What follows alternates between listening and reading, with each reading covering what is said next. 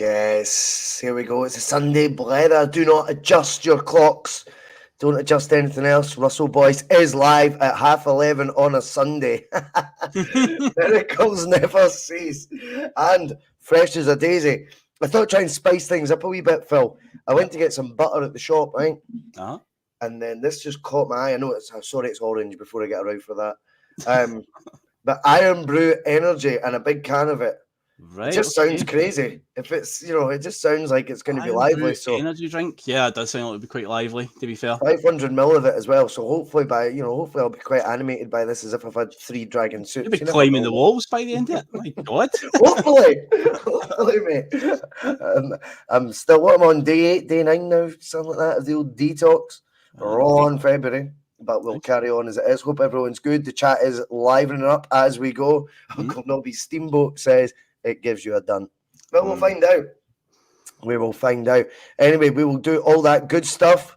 Phil, you are the best at it. It just means give us a like, give us a share, slag the hair. Help with the algorithm if you hit that thumbs up button, or even if you hit a thumbs down. I think that helps the algorithm, so I'm told. Exactly. Well. It's an interaction. That's what YouTube likes. Active channels. That's all they care about. See what I mean? I'm on with the boss today, man. He knows his shit. Do remember to hit subscribe as well. And if you want to become a member, like so many of you have, $1.99 a month, keeps the wheels on the road. All the content remains free. Members such as Jim Dolan, Sam Fan Celtic, Brown Warrior, not seen you in ages, mate. Charles Smith, Pat McLaughlin, Martin Kay. They're everywhere already. The bus will get lively. It is the Sunday Blether. We are going to be talking, obviously, about the whack-off transfers, the ever-growing frustration between some. The other side of the fence, which I think is always important to discuss, whether I would disagree with it or not, that we can't do any better, we can't expect this, we can't expect that. I've got a few arguments to try and nip that in the bud today that I want to discuss as well.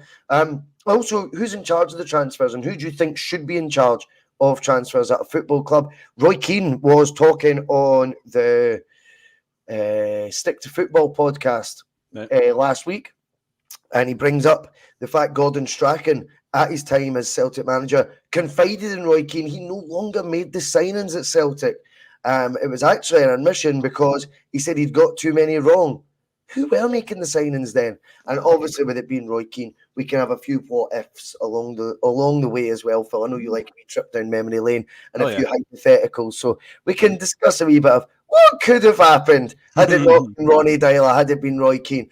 What could have happened had it been not Ange Postecoglou but Roy Keane? Would there have been a Boise bus? Because remember, we'll talk about it later how that name was coined. The butterfly effect. Exactly, mate. Exactly. Okay, we will get stuck into it. Phil, day 14 of the January window.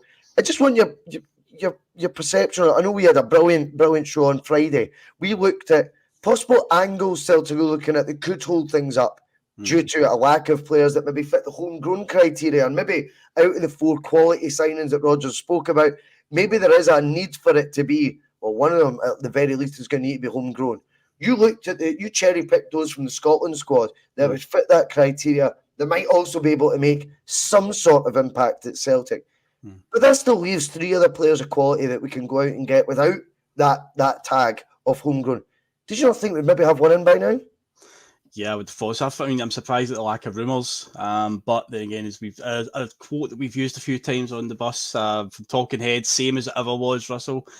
It's just not surprising to anybody now. Back in the summer, both of us in particular were all really chirpy and excited about Brendan being back, and we thought this was going to happen and that. Because realistically, why was Brendan coming back to work under the same conditions as to why he left in 2019?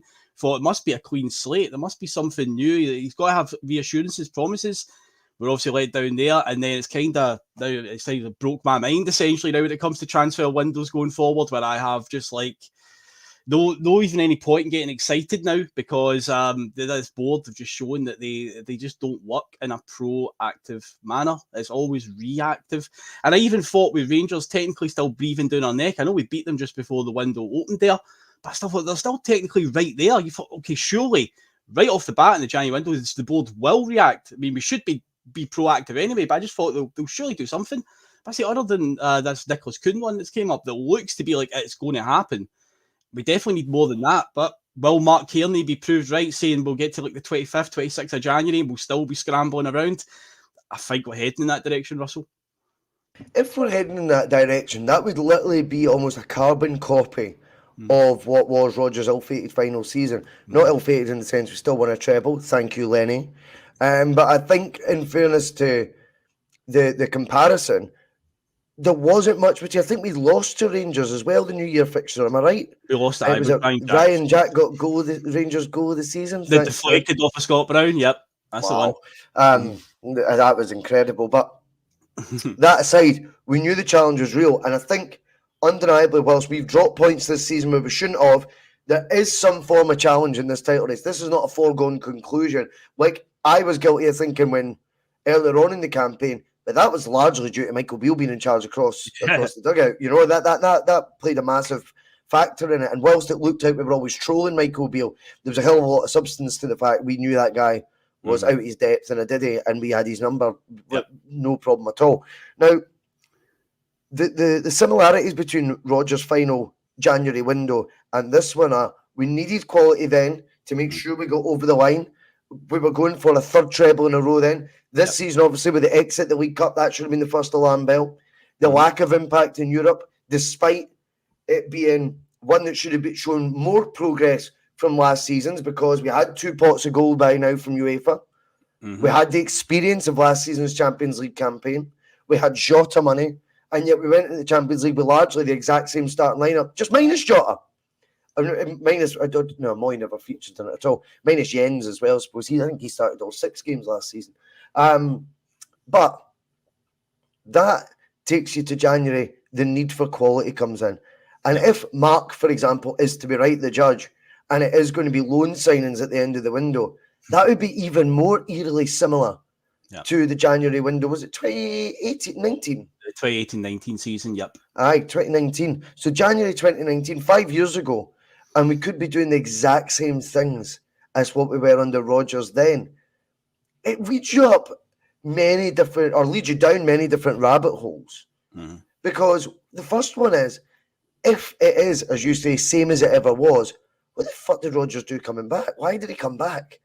I mean, what changes were he told would be in place? And if he's been promised changes and they aren't there, he must be pulling his hair out. And also then you've got a manager with the fear to show the courage of their convictions and walk away, purely because he'll not want that backlash again. Because he's now seen once bitten, twice as shy. What happened to him last time around? And he's then in that, I'm not going to say unenviable position, he's on about 60 grand a week. But you know what I mean? He's between a rock and a hard place in the sense that this isn't what I signed up for, yet I can't really be seen to be making ultimatums and walking out, because I've done that last time when I was called a rat, and the amount of abuse that him and his family took probably wasn't worth it. But it doesn't make sense that we are going to have another window that could replicate the January one from 5 years ago. Surely we've got our shit together by now in that space of time. A second time round for Rodgers in January, it's going to look a bit different. There is time to go, I will say that, but I'm concerned. Yeah, if you're right to be concerned, I just feel like the board just gambling here essentially, and just getting that, they get the idea in their head that we'll still do it, we'll still win the league, because again we're not home and dry. We should be. I mean, we should be well clear, but we have allowed them to be back in this because of stupid mistakes we've made.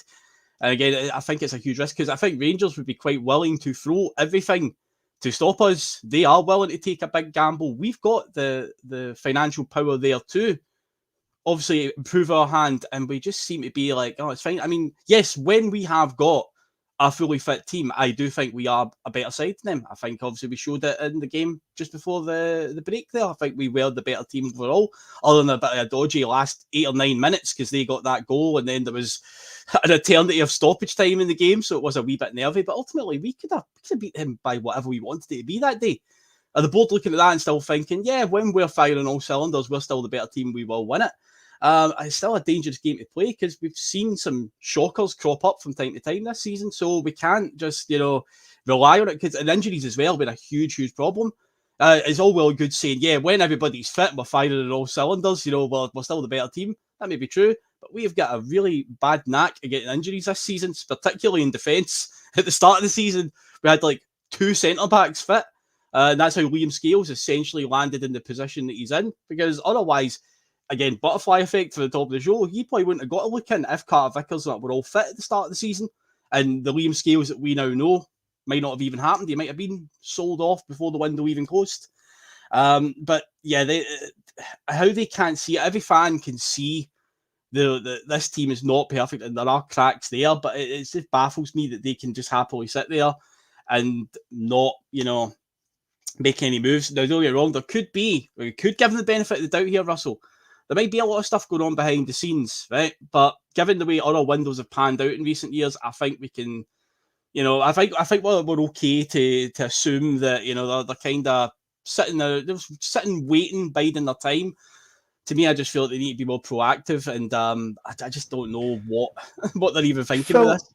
Phil, see, when you're saying there could be things going on behind the scenes, obviously I know you don't mean it like this, but let's just take that as a statement. Like, the reason that it's got to the 14th is because they're working behind the scenes. I'm sorry, but they've had since the 1st of September to the 1st of January to be doing the work behind the scenes. That's what I don't get. Yeah. Because the thing is that this is where the contradiction all lies, is Rodgers has now called their bluff or made himself to look ridiculous by saying, I've always maintained we needed 4 quality players since last summer. If that's been his sort of message to the board since the summer, then what work are they doing behind the scenes now? These should all be lined up. There should be some sort of organisation. We all know it's not going to be the case. That's the concern. And I mean, people could say, oh, you're just wanting to moan, things like this.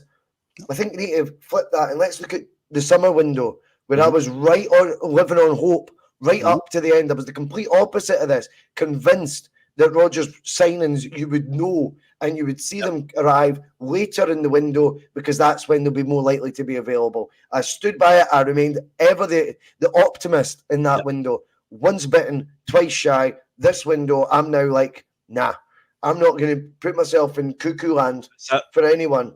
I'm now looking at it just from a realistic prism of going, if they've not got someone in yet, a player in yet, then that tells me that the last 3-4 months, they've not maximised the potential for the January window. They've not done enough work. There has to have been targets identified in that time. There has to have been conversations had in that time. Because windows are closed doesn't mean talks don't occur.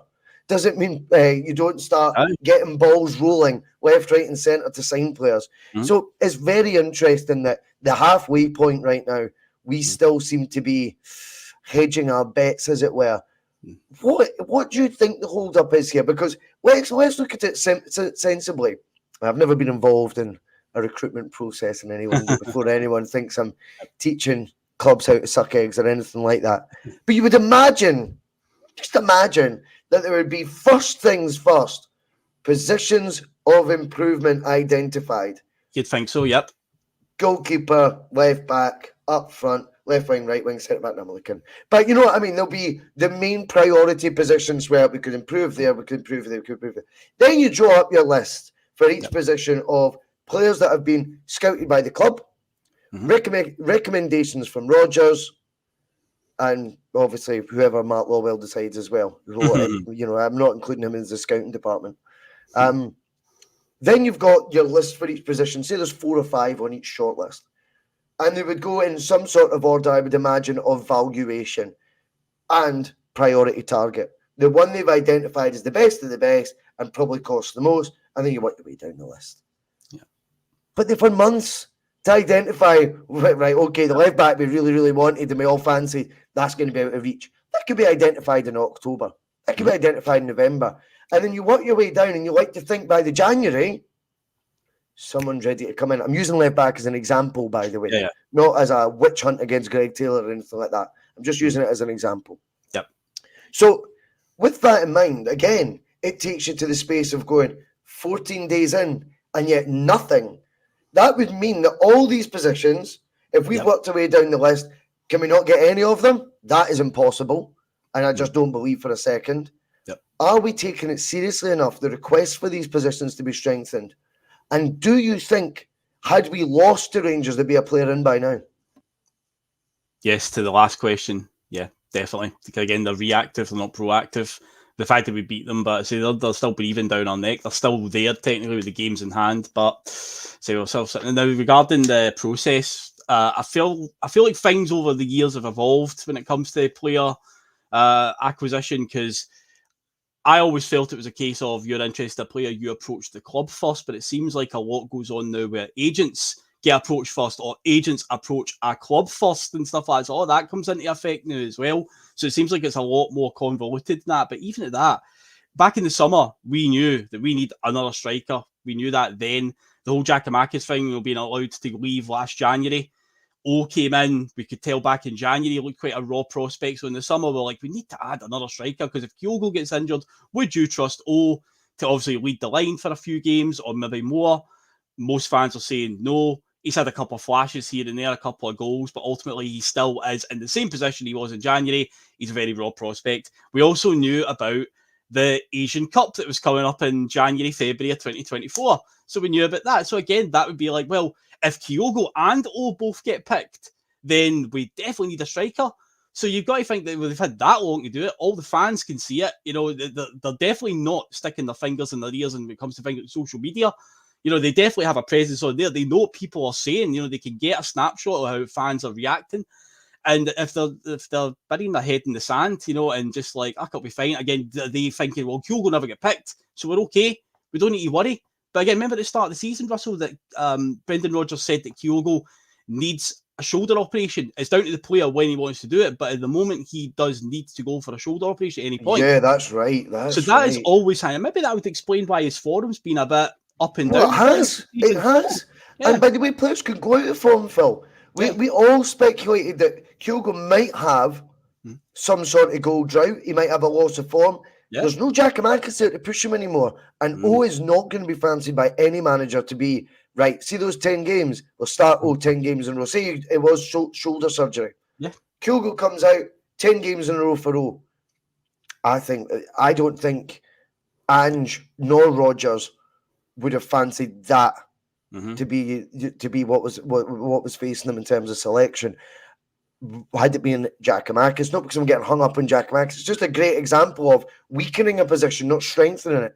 Had it been a Giakoumakis, I think they've had no problem either of them starting. Maybe Ange because they didn't like him, but he would have still started him and knowing he'll do the biz, as Giakoumakis proved when he first joined in season 1 when he had that spell.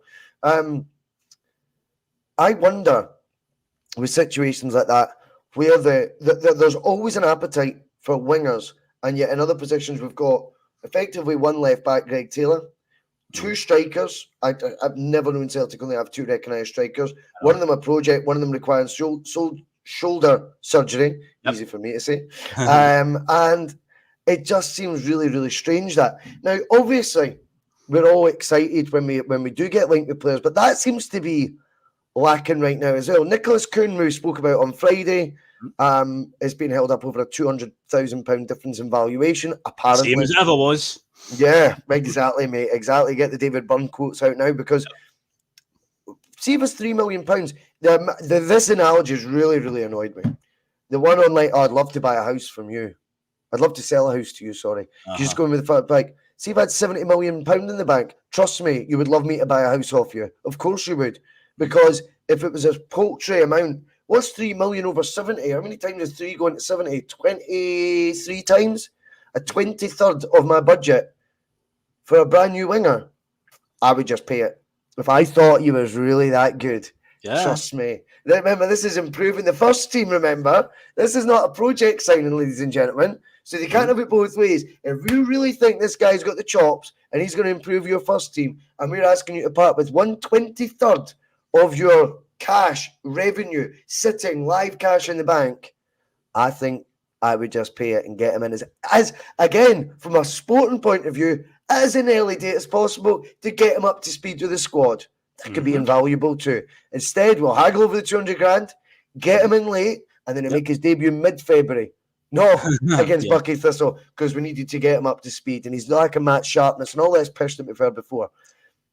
Do you think that is the hold up there? And with regards to Kuhn, do you have the concerns that we discussed on Thursday that it'd be a replacement for a one-in, one-out situation? Or is that a player that they've identified? Rodgers is very much in on it. They want to go get him. And then it's just the board now that'll probably have Rodgers, pulling his hair out going, we get to the stage we all agree on a player and now you're fanning him out again. It's so frustrating to watch it from the outside. Yeah, that sort of 18 months we had where deals were just seeming to get done, had players identified within a matter of days, it was done and dusted. That was bliss. That was fantastic. It's almost like something from the past has come back and is in the room again, effectively. We're going back to this way. Regarding Kuhn, though, I'm excited about it.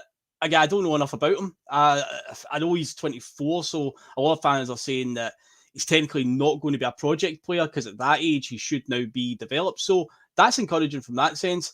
I am definitely concerned about Abada, though. I do think that I do think he will leave. I'll be honest, I am surprised.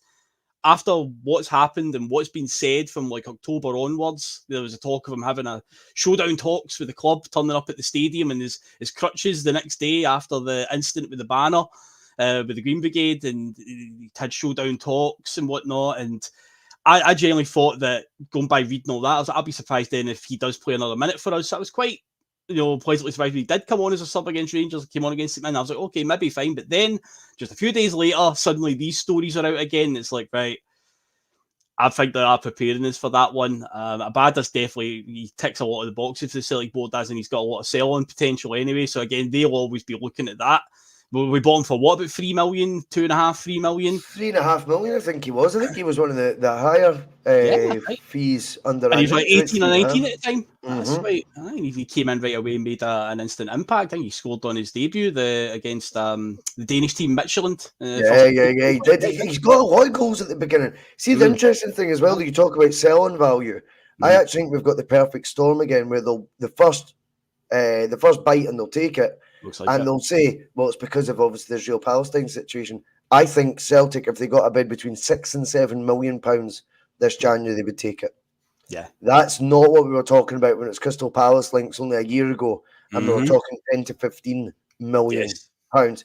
Now, Phil, that leads me on nicely when we talk about values of players. I got a brilliant message from one of our avid listeners or viewers. We chat a wee bit on the old DMs, the DMs on Twitter. Slipping into the DMs. Right. Ian McDonald got in touch and he was just saying, because I'll build it up. So obviously, you see it on social media as much as I do. There is two sides to the debate, and I said at the top of the show, even though I disagree with one side, it doesn't mean you don't flag what their issues are and don't highlight them, and hopefully win over the argument. That's my plan anyway. But it doesn't mean you don't air opposing views to yours, because I'm not like that. I like to have balance in a debate. Now, we are told that we have to accept where we're at right now. I think it was Celtic Now and Forever on Twitter. Fans don't get it anymore. They don't understand where this club's at. Those looking for £9 to £10 million players, who said that? No, right? You just created that fee out the top of your head. Are unrealistic. These guys cost £50,000 to £60,000 a week. But now we've got them, Phil. Now we've got them where we want them. Because whilst that sounds great, but it's actually just made up numbers combined into a sentence that 9 to 10 million, and then throw in a wage that Celtic don't pay for anyone right now, combine the two, put it in a sentence, and that conditions people to think, well, we can't do that. Very, very simple stuff, this. It doesn't make it's not based on fact. But what is very interesting is how much do Celtic fans value, I don't know, Matt O'Reilly at where he to leave, Phil? What have you seen? It's in excess of 20 to 25 million, probably higher than that. Talking about our record. 25 million. 20 to 25 million. So that'd be more than double that 9 to 10 million that we spoke about. Yep. And I'm sure Matt O'Reilly doesn't even get 20,000 a week. Nope. So what's good for the goose ain't good for the gander here? What's going on? Because if you want to tell me that any player that's 9 to 10 million pounds is 50 to 60,000, how can you also in the same hand tell me we've got a 20, 25 million pound player on 20,000 a week? Yes, I accept we signed him for £1.5 million. I get all that. But the fact of the matter is, you cannot just be so binary with it that 9 to 10 million equals 50, 60,000 a week. Bullshit. What we need to be doing is upping the level of players that we bring in. And I think there's been generations now, Phil, I've said this a few times, 2, maybe 3 generations of supporters now that have been conditioned to think this glass ceiling of Celtics is way, way lower than what the reality is. What do you think of all that? I think it does, it kind of proves the point and how contradictory a lot of people are being, because I'm pretty certain when we signed Odsonne Edouard a few years ago for our record, 9 million, which is incredible that is our record, given the prices we paid over the years. I don't think he was on 60 grand a week. I'd be quite surprised if he was on that. And going by the logic, Odsonne Edouard was signed for £9 million. Was he on 60 grand a week? Great point. Don't think so. So that kind of, again, proves that point, from a couple years ago. In the case of that theory that account was thrown out there, we can't just go and sign £10 million players. Again, you're right. Not many fans are saying that. It's what we're saying is we just need to spend it wiser, because we've shown in the past that we can buy players for this 2 million under bracket, but they're significantly better. And again, I go back to, I think, Neil Lennon's first time in charge. There was a whole plethora of them. Victor Wanyama, nobody told that if we signed a Victor Wanyama, let's say you could take a time machine, transport him to current day football of he's what age he was when he signed for Celtic. We signed this Kenyan midfielder who plays in the Belgian first division for a mid-table team for less than £1 million. If we signed that tomorrow, if Brendan signed that, what would the reaction be for most fans? They'd all be like, oh, a project signing. They wouldn't be impressed by it at all.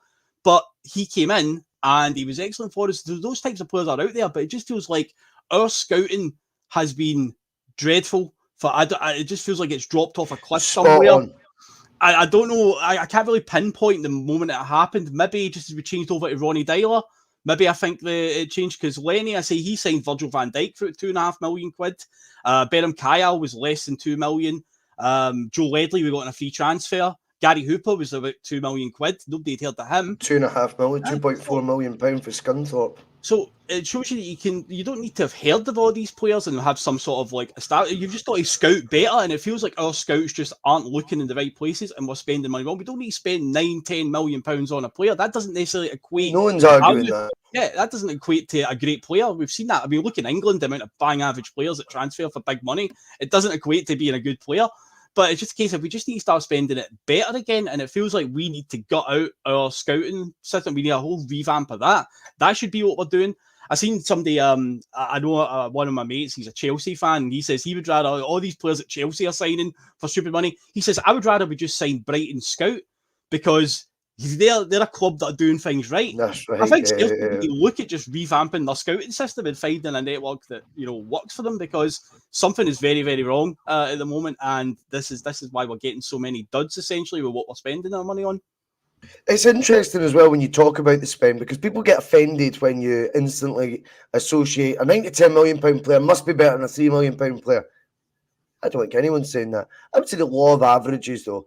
If you signed 10, I don't even know why I'm getting into this £9-10 million debate now, but anyway, let's just say if you sign 10 £9-10 million players and you sign 10 £3 million players, I would hedge your bets that a lot more out of the 10 that are 9-10 million are going to be better than the out of the 10 that cost the £3 million.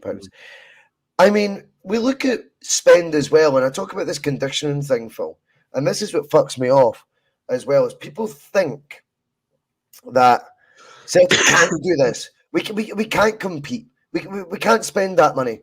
We've got to watch what we're doing. We don't compete in there. No one wants to come to Scotland anymore. The weather. I heard that argument fucking by some clown on Twitter. I was like, what? The weather's never changed. So it was Henrik Larsson like, I didn't know it was going to snow here. Did Chris Sutton just find out it snowed in Scotland? And they'll say, well, you were paying them £30,000 a week. I know. But what's interesting is, remember the guy Fergus McCann? He got booed by Celtic fans when raising the title flag after stopping 10 in a row. This was because he wasn't spending enough. That was the ambition of the support then. Actually, we're on side with it. Like this new wave of fans on. I don't blame them, by the way. This is called Lawwell conditioning. It's what they've done to them. It's not the fans' fault. I actually get that. But in the 90s, we win the league for the first time in a decade, stopped it in a row, have guys like Henrik Larsson in the team, Paul Lambert Champions League winners, and we're booing the chairman. Now, for being too tight. Now we go, we couldn't do anything. We've got 70 million in the bank. And also, what's very, very interesting is when you look back at the percentage of whatever Celtic's cash reserve is, how much do they spend on transfers and wages as a percentage? I think they budget around 20%. Now, Fergus McCann loaned £6 million to Celtic, got it all back, left with profit, and yet during that time, signed guys like Alan Stubbs for £4 million. I think it was a British transfer record for a defender. Transfer record, did you hear that? Yeah, Celtic and record. Wow. Yes. Andy Tom over £2 million. Di Canio would have been around 1.75, £2 million. Yeah. Something like that. Now, probably a £2 million. Now you look at these examples and you go, what sort of a percentage was a guy as very much switched on money-wise, knew how to make Celtic money without the commercial rights that Celtic get now, without the Champions League money, and yet he still made a hell of a lot of, profit and his money back, despite spending, I would say, a percentage of whatever the cash reserves at Celtic were then, of excess of 50%. He was spending, if you look at it as a pie, he's spending at least 50% of that, if not, well, probably more than that, about 3/4 of it between transfers and wages. Celtic now on fees alone, I think, are down to about 20%, 15-20% they want to spend of their cash reserves. And that is so tight, it's unbelievable. And that's what I don't get. I don't get the fact people think Celtic can't do things are those who've been conditioned. Celtic don't have the ambition to do things because bonuses, spreadsheets, and to be perfectly honest with you, a lack of cojones have really cost us. And now everyone's in the mire. They're stuck in a rut in their ways. Yep. And now what they've actually done by being so stuck in a rut and being in position for so fucking long is they've actually led 2, maybe 3 generations of fans to now think this is the only way. That upsets me. Now, San Fran Celtic's always a defender of this, and he's been saying a few crazy comments in the chat. Love you, San Fran, but Moussa Dembele, if you get a striker who scored over 20 goals in the Championship, mate, don't call him a project signing. It's just ridiculous, okay? Matt O'Reilly came in and was straight in at the start 11. Moussa Dembele, before we signed him, and that's Chelsea and Tottenham. He was on the verge of signing for Tottenham, and that always stands out to me because at that time they had a Belgian midfielder also named Moussa Dembele. Moussa Dembele, yeah. But I think he knocked them back because he wasn't being guaranteed football. So Tottenham were looking at him for like £9 million, whatever. Then Fulham lost him for effectively nothing in the summer because he ran down his contract, and we obviously benefited from that. So he was definitely high on the list of Premier League clubs. Nah, he was not a project signing. And Matt O'Reilly was straight into the team as well, if we remember. But he's also saying here, ship out the dross to free up wages. Can you not see the problem here? I mean, San Fran Celtic says Moussa was unproven. He just scored over 20 goals in the English Championship. What are you talking about, mate? Gary Hooper scored in the English Championship when we signed him. I don't get it. It's just bizarre. But anyway, his point is, ship out the dross to free up wages. And I look at it and go, can you not see the problem in that comment? Ship out the dross because we're continually signing dross. And we're allowing wage upon wage to be gathered by these players that are not worth the jersey. And all these few £1 million signings are adding up, they're stacking up, whereas it could have been 1 or 2 that would have cost that combined amount, and they'd be in the first team right now. And Celtic would be a better outfit for it. These guys have came in, collected the wage, cost us a couple of million, and not impacted whether Celtic did compete in the Champions League or Celtic being at the top of the league at this point in time. They've contributed the square root of F all towards that. Another issue you've got as well is we're giving them big contracts, these 5-year contracts. So trying for teams to then buy them off of us and take them away completely from us, it's always going to cost them more because they're on still 4 years left, like Laga Bielka's case. So now you get a scenario where Lecce, the Italian club, want to take him just on loan, effectively try him first, but they're asking Celtic to still pay the full amount of the wages apparently in the deal. So it's like that's 5-year wage. I think someone said in the chat on Friday night, said something about that and said they should be doing 3-year deals maximum. And I agree completely. 3 years is probably more logical. This 5-year stuff is leaving us with dross that we cannot ship away, other than we need to just loan them to them and hope that they do all right, that they might then buy them. Exactly, mate. No, you're spot on. You're spot on. But I mean, the transfer talk will drive, and it does cause divide. And I get it from another point of view. Another point of view is fans think, well, do you know what? Look how cash rich that we are. Look at the domestic success that we've had. It's all rosy in the garden from that point of view. And I suppose to that end, if you have became a Celtic fan, not in a bad way, but obviously via your age, over the last 20 years, you could have been a season ticket holder for 10 years now, and yet weren't really old enough to have seen the Seville run, things like this, right?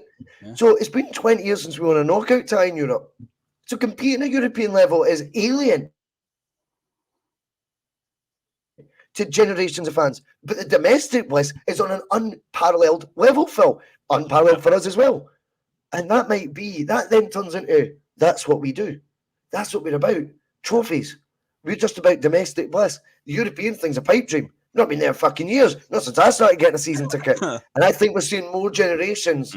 Now, I've never known a Celtic to do anything in Europe. And therefore, they like what they're seeing right now. They don't want to see us pushing the boat out, bringing in shite, talking about a Yeti. See a Yeti's fee and see Barkas's fee. That's on the recruitment team for fucking blowing it. It doesn't mean £5 million players, as a rule, are going to be at too much of a risk. Signing shite players, whatever the fee is a risk. And boy, oh boy, have we signed a few of them of late. The Quan artist, the way to St Mirren, no surprise to me whatsoever.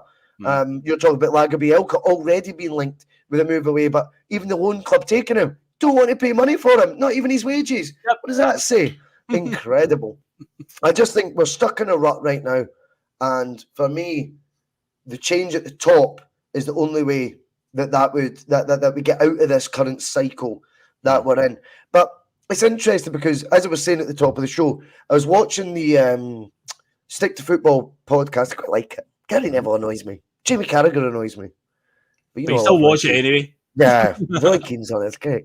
Keane's box office, absolute box office. Aye, and it is quite interesting because they go back through like their careers and stuff at various times. There's great whatever the talking point is, they then give an example from when they were playing, and I always find it quite mad going down memory lane with them. I do like stuff like that. And Roy was talking about his time at Celtic briefly, and then it got to the question was who at a football club should have the final say on transfers. And they struggled to get to an answer because obviously the game's changed. They said if you'd asked 20 years ago, you'd go the manager is the most important call. And I think we've seen the benefit of that under Martin O'Neill, didn't we? Because you knew the guys he was signing, he'd already identified were in his mould. He knew he could give Alan Thompson a bollock and Alan Thompson would be like, fuck you. I'll go show you what I can do in the park. The exact same mould as Lennon, as Sutton. Do you know what I mean? These were guys that had big personalities that could handle the man management style of O'Neill, which would be brutal, but also very rewarding when you did well. And I think he signed, I would describe them as men, if you like. They were just, even though they were in their late 20s, they just seemed wise players. You could see they all had characteristics that O'Neill appealed to O'Neill. And that was a manager having that final say. I think football has moved on from there. I think there is an argument to say, let the manager, because a lot of them are now coaches, that the managers are coaches as well. So let guys identify players, then bring the manager in once the players are identified. Of course, a manager might have the odd recommendation they can make as well, which I'm all for. But it was interesting because Keane refers to Strachan. Now, Strachan was Celtic manager between 2005 and 2009. Okay, so we're going way back. 15 years since he left. Just 19 years since Roy Keane signed. 18 years, sorry, since Roy Keane signed. And Strachan had actually had a chat with Roy Keane and says, I no longer make the signings at Celtic. I've got too many wrong. I'm bad at transfers. You can imagine him saying it like that. I'm just shite at it, mate. You know what I mean? You can almost hear him saying it like that. But you look back there and you go, I didn't realise even then, as far back as that, who was making the signings then? We all know about the John Park era at Celtic. We all know about that. But this would have been prior to that, would it not? Yeah, because Park was sort of like under Tony Mowbray going into Neil Lennon. Because I referred to the Neil Lennon era earlier on with some of the players that we signed in. John Park was our head of scouting at that point. He seemed to have a really good hit ratio. But looking at that, what's been said there about the Strachan one, first that baffles me. But now when I'm thinking about it, there was a big clue there. You've heard Strachan talk many times, and I think he did it on Open Goal, talk about Thomas Gravison. which at the time was like, wow. But remember he talked about the Man U game at Old Trafford where he said Tommy just wouldn't listen to instructions at all. And then you now think about it and what Roy Keane said, you're like, that wasn't a Gordon Strachan signing at all. That one. Because I remember at the time we signed Gravesen, obviously he'd had playing the Premier League, did well with Everton, then had that move to Real Madrid. Sign a player for Real Madrid. Like, this is incredible. But yeah, it just didn't seem to work out for him. But now hearing that, you start to put the pieces together and hearing things Strachan said, that's one you can definitely say Strachan was not keen on signing Gravesen, and he was proved right in the end, because I say the game at Old Trafford seems to be the one that he always refers to about the boy was just not listening to instructions, running all over the place, not sticking to his position. Oh man, so yeah, now there is evidence there, but I wonder what other ones. Well, Paul Telfer was definitely one of his ones. Maybe Mo Kamara was too much for the board after that. They're like, no, Adam Vogel. Adam Vogel. You've said the money laundering scheme, essentially him and Mark McGee. Adam Vogel, that was a mates rates deal, that one. Well, I wonder. Yeah, I always go back to Adam Virgo one, and obviously they've got form for it. I mean, the Mark McGee appointment at Dundee, if you remember, when he got them relegated. I mean, that's when Strachan seemed to be quite hands on at Dundee. That's jobs for the boys, mate. And that Adam Virgo one, Brighton, I'm sure it was we signed it from when they were in League One. That's it. And they were having real financial issues, and Celtic approached them to sign the new Chris Sutton, if you remember, they tried to describe him as, because he could play centre-back and up front. And the £1.5 million was vital for Brighton at that time. Adam Virgo was never, ever, ever a Celtic player. And I think that was definitely someone that, when you look at it, that was a Strachan signing very much, but a jobs for the boys one. Was it Strachan identified Nakamura? Because he doesn't seem like a Strachan player when you think about it. He doesn't fit a sort of Strachan what you would associate him with. I wonder what that was, because that was his very start when he first joined, 2005. We signed Nakamura, so that's an interesting one now. And I'll now go through the rest of the day in my head all the different signings that Strachan. Yarasek, things like that. Yarasek, Donati. Don't think they're Strachan signings. Don't think they're. Put it this way: when it came to the crunch, the 07-08 season, he went with Hartley and Robson as his midfield, because he knew, he went, fuck this, I know how to get over the line. I know what needs to be done here, and it's going to not be what the board want. It's going to be the guys that it's going to be guys that I like, that I can trust. And it was Hartley and Robson, that midfield, that were massive catalysts in us winning the league. But it was interesting hearing Keane talking about a spell at Celtic. Roy Keane's an interesting one when it comes to Celtic, because obviously the bus is called the Boise bus. People think it's an ego thing. It's like, fucking get a grip, man. It was a pop at the wee fella, because of course when we didn't have a manager in 2021, we were all I was on the Keane bus, and of course he flippantly remarked a few times when I wasn't on the show to whatever contributor it was, he'd go, so are you with Roy Keane, as Russell's suggesting? Are you on the Boise bus? So that's why we called it that. It was meant to be a bit tongue-in-cheek, a bit of a, you know what I mean? You actually came up with that name, pal. And, you know, you look at the what-if scenarios. That was the second time that Dermot had looked at Roy Keane as a manager.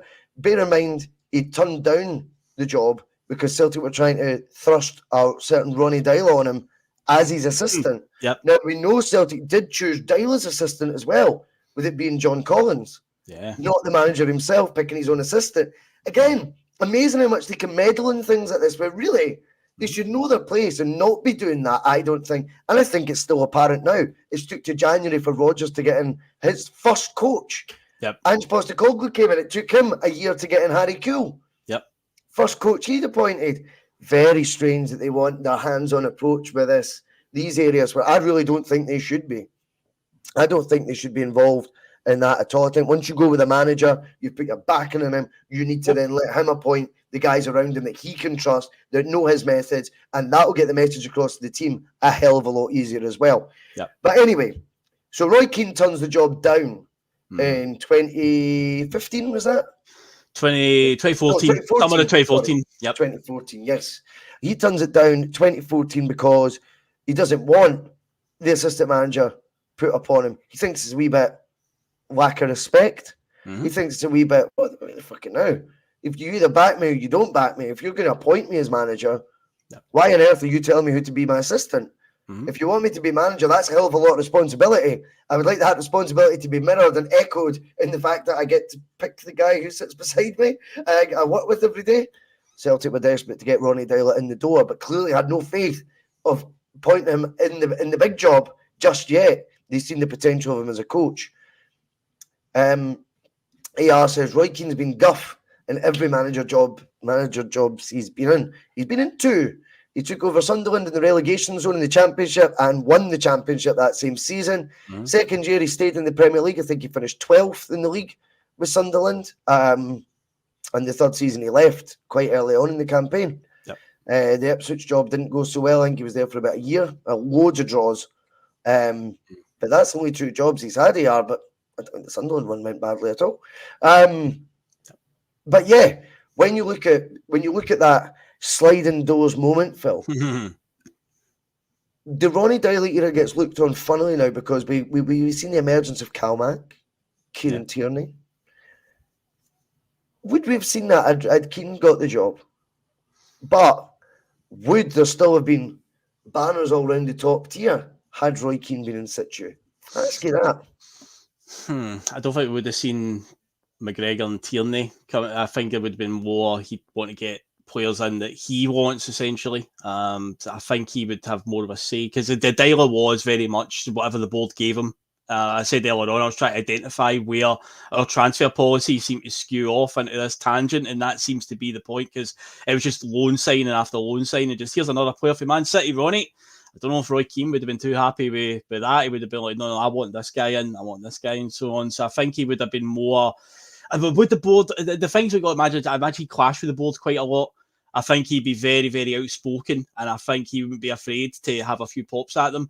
Do I think he would have been successful in that time? Yeah, I do, because ultimately it was 2 years when Rangers weren't in the league. It would have been an injection that was required, wouldn't it? It would have been because Lenny was going a bit flat at that period, if you remember. Lenny was going a bit flat. And I think if Keane came in, it would give him that injection to make up for, whether people like it or not, the fact that, the death of Rangers did lead to a bit of a malaise towards the league sort of games. I think there was a bit of complacency involved. I think the kidded on Aberdeen were in the title race to try and make it sound a wee bit more interesting, but we knew deep down we were going to get the job done. I think he would have been that injection of life that was needed. But notwithstanding that, I agree with you. I don't think we would have seen the players coming through.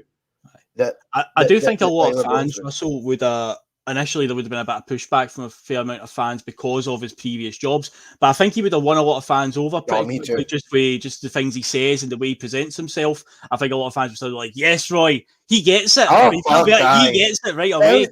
Mate, I think the day you see him in a suit with a club tie on, he's just standing there with the stare with the scarf over his head. I think you'd be amazed how impressive an image that would have been. Yeah. He then turns down the job again, doesn't turn it down, gets on the shortlist for the job in 2021 after the Eddie Howe search collapses. What would have happened then in 2021? I think for me, Roy Keane was the guy I wanted because we didn't know anything of Postecoglou, right? Let's get that right. Postecoglou wasn't on any sort of radar at that point, and I still find it a wee bit underwhelming at the time, based on a few facts that people don't like, but I stand by. Yeah. But at that point, I thought he'll grab this by the bollocks. He'll have the backing of Dermot, so we might actually spend a few quid. And I think with hindsight, it was the calm and demeanour advantage that the club needed at the time. But that's with hindsight. I wonder if Roy would have just been more madness into what was already a pretty toxic environment. Yeah, this was also just after he'd been assistant manager with Martin O'Neill, hadn't he, at the Ireland job for a good few years. So Martin O'Neill trusted him to be his right-hand man there. But yeah, that would have been coming into that environment after what had just happened. Yeah, I could have been the bit out of the 2 times he's been linked. Probably the safer one for him to come in would have been the 2014 one. I think if it had happened in 2021. Oh boy, that would have been some. But again, would he have been? I don't know. He'd been out of the game for a management game for a good few years at that point. Obviously, done the assistant job with Ireland, but it's a very different to being an international. And he would have needed someone above him, wouldn't he? He would have needed. So. Was Martin O'Neill not linked as well as being as coming as a director of football or something as well? I would have split that partnership up though. But for me, I think you would go for Keane as the front. as the sort of the Stephen Gerrard was at Rangers sort of thing. I think, you know, the guy who'll be the front man of the band, if you like, with a proper coach beside him. Do you know what I mean? A proper first team coach, as high a rated one as you can get. Get that beside him. That would be ironic, forcing an assistant manager on Roy Keane again. That might not work either. But I think we need a first team coach, him as the head honcho, and then a director of football. It's all hypothetical. One other bit of speculation, though, Phil, before we go. It was brought up in the chat earlier on by Scott Howe. I know David Logue had it on his agenda today. Had he been able to be on the bus? And it was the rumour that Jesse Lingard has been linked with Celtic. This was a guy touting himself apparently only last week to Barcelona, no less. Hi, it's Jesse. Is that Juan Laporta? Yeah. Just fancy. Just you looking for a really average midfielder to bolster your La Liga hopes? I'm your man. I mean, I don't get that. But Jesse Lingard to Celtic, to me, it sounds quite Rangersy. It's the type of move I wouldn't be surprised to see them inquire about if he was, if there was a thought process that he would be willing to earn, and they're not realistic wages because footballers' wages aren't realistic, but his demands from where he was probably on 80, 90, 100 grand a week at Nottingham Forest, if he was to be in under that 40 grand a week sort of bracket, I think he'd be a person of interest for them. We'd be surprised if Celtic pursued that one yet. There is a few rumours that it's been us that have been linked with him. Yeah, when I heard it last night, somebody else had mentioned it in our group chat, and I was like, I need to look this up and see if there's any Google News or anything about it. And the only thing I'd seen was he sacked his agent recently, so that maybe makes sense as to why he's touting himself now. He's representing himself essentially with no agent, because he has not had a club since the summer, since Nottingham Forest released him. I think he was trying to push through a move to West Ham because he'd been at West Ham previously on loan or something, and West Ham didn't want him, and it kind of left him at a point where West Ham don't want me. And that's David Moyes. Through it, Man United that didn't want him, you know. So it's like, well, there you go. Just going down the list. West Ham don't want me. Who's next? Yeah. Barcelona. Yeah, Barcelona. That would be. They were bound to want me. If West Ham don't want me, we'll go to that wee diddy team Barcelona. We'll give them a phone next. Fucking hell. I'd feel like the club are purposely trolling me though if we sign Jesse Lingard, because I've used him as an example. I call it Jesse Lingard syndrome when we talk about some players recently, like Mikey Johnston. Jesse Lingard was this player who in England, even when he was like in his late 20s, he always gets called young Jesse Lingard and his potential. It's like, he's 28 years old. What potential has he got? But I felt like some of our players were falling into what I call Jesse Lingard syndrome. So it's quite appropriate that his name came up. I was like, it would just be hilarious if we ended up signing him now. Would we be talking about his potential at 31-year-old? Now, you look at, let's look at his CV. Let's just take that first. Suppose we're talking about one players with experience and have won stuff. So he's obviously broke through at Man United just about when Fergie was leaving, but I don't think he got a Premier League winners medal because I think it was David Moyes that gave him a start. Correct. But in his time at Man U, he's won an FA Cup, he's won a League Cup, he's won a Charity Shield, he's won a Europa League, and he contributed in those seasons because he was a regular in that sort of mid-2010s team. Him and Paul Pogba, they're like best friends essentially. They're doing all their TikTok videos and Instagram videos together. So he was in a bit of team. He was in the England team in 2018 that got to the semi-final of the World Cup in Russia. He played his part there. I think he played in every game. He scored a fair amount of goals as well out there. So at that point in time, he was a real hot prospect. So he has got a CV that, okay, we're talking about the players we want. We want to see Brendan signings, guys who've got some experience, big game experience, winners. You look at that, you see that. But the biggest concern for me is he's not had a club since the summer. So what happens is we sign him and he doesn't get a game until March because he's not fit. So what's the point in signing him then? You need somebody who's currently playing regular that can just come in and just be in the team right away. There's no point in signing a guy now who can't play for probably 5 or 6 weeks because he's lacking match fitness. Yeah, I think with Lingard, he'd be a player that we need to sign on a reasonable term deal, 2.5 years, for example. I think if we sign someone like that to the end of the season, you'll get what you've invested in. That'll be someone who knows they're for the off. Yep. Got the glitz and the glamour of playing for Celtic for a couple of games. Wasn't really that into it. Collected the wage and fucked off. You would need to commit to 2.5 years, I think, and go right.